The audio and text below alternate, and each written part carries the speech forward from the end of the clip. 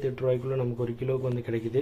அடுத்து உத்தரப்பிரதேச மாநிலத்தில் முஸ்கேரா அப்படின்னு சொல்லிட்டு ஒரு ஏபிஎம்சி இருக்குது. இந்த ஏபிஎம்சியில் மினிமம் ப்ரைஸ் 2440 ரூபாய்க்கும் மேக்ஸிமம் ப்ரைஸ் 2440. அப்போ 24 ரூபாய்க்கு ஒரு கிலோவுக்கு வந்து கிடைக்குது.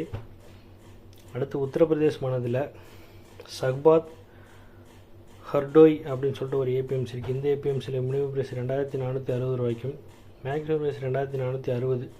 அப்போ 24 ரூபாய்க்கு ஒரு கிலோவுக்கு வந்து நமக்கு கிடைக்கிது மக்களே.